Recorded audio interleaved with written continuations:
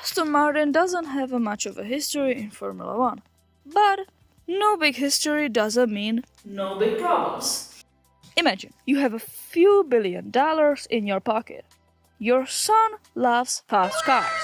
And you say to yourself, how about buying a legendary British brand and turning it into an F1 winner? Bruh. That's exactly what Lawrence Stroll did. Aston Martin history in modern F1 isn't just about racing. It's essentially the most expensive project for a son in human history. But, to our surprise, it has become one of the most fascinating stories on the starting grid. They took the Racing Point team, formerly Force India, Spiker Jordan, basically a team with an identity crisis, and repainted it with British Racing Green. That was the worst sentence. It is so good that even Daniel Craig is an ambassador of Aston Martin anymore.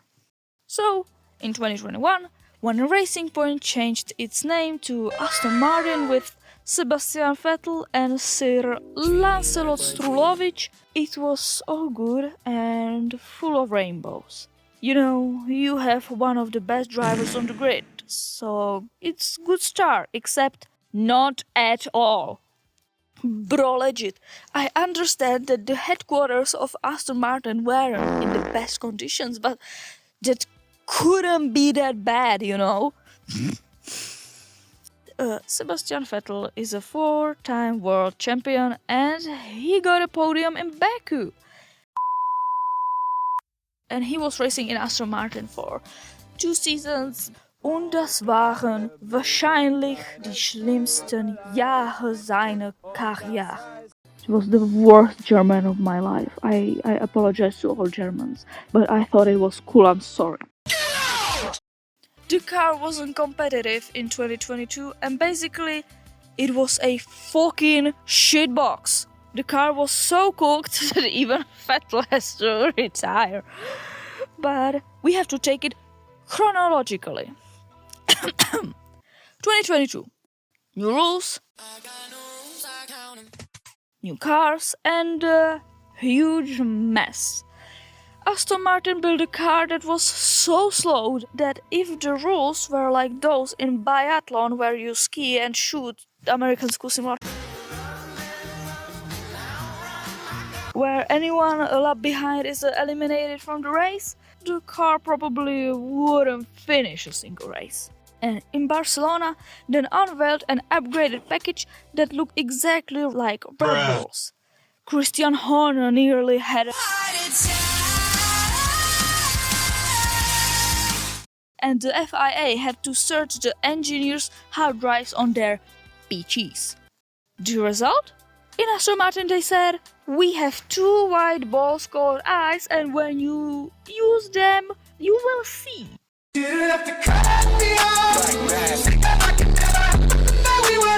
And we were just watching very closely. You'll remember the version of Lawrence Stroll. How do we turn the James Bond car into a racing machine?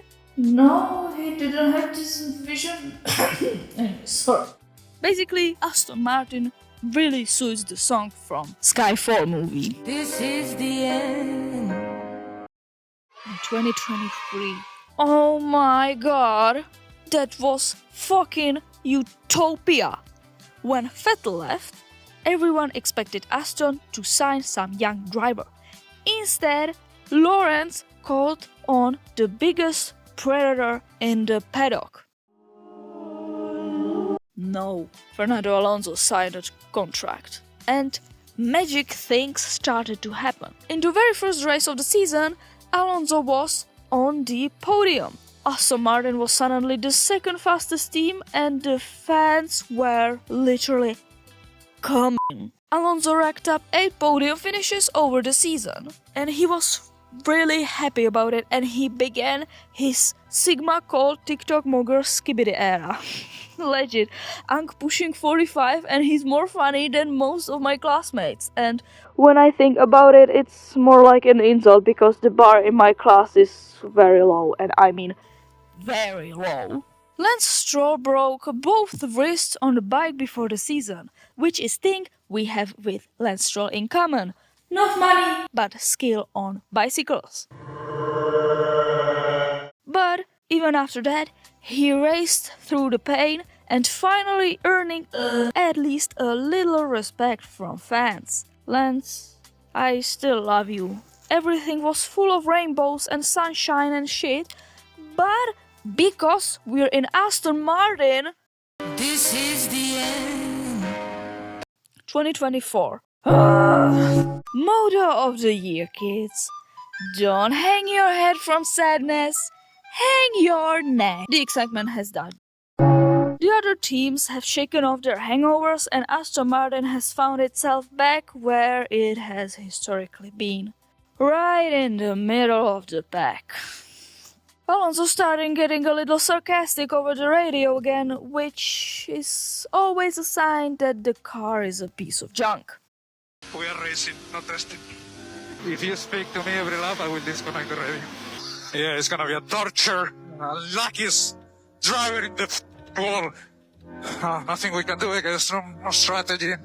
I don't know. You put me always in traffic, I don't know. While his results on the track have been mediocre, a new factory has sprung up at Silverstone that looks like a lair of Marvel villain. Or a shit factory, matters on what it can produce. Lawrence simply isn't going to give up. In the year 2025, it was pure survival to the year 2026, which is... Adrian Newey, please, I'm on my knees, and not only me. Oh, Aston Martin community, we're on our knees. Please, cook something. Okay, that I'm begging on my knees doesn't mean you have to make a fucking vibrator. Anyways.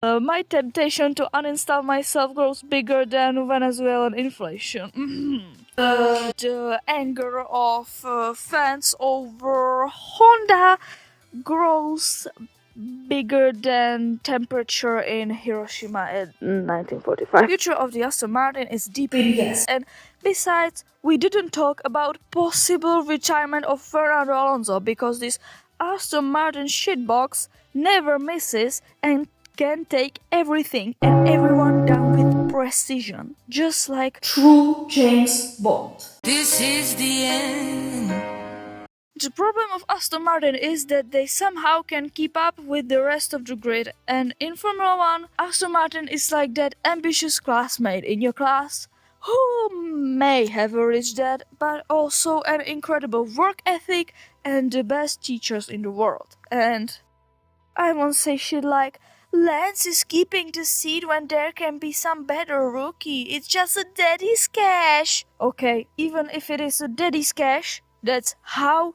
this sport works, okay? It's unfair, but true. And we will do nothing about it. And the more you bitch about it, the more you're stupid in my eyes.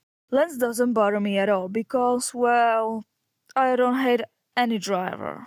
I'm too employed for this shit. Anyways, like, dislike, hate comments, and kiss kiss, and das vidanya.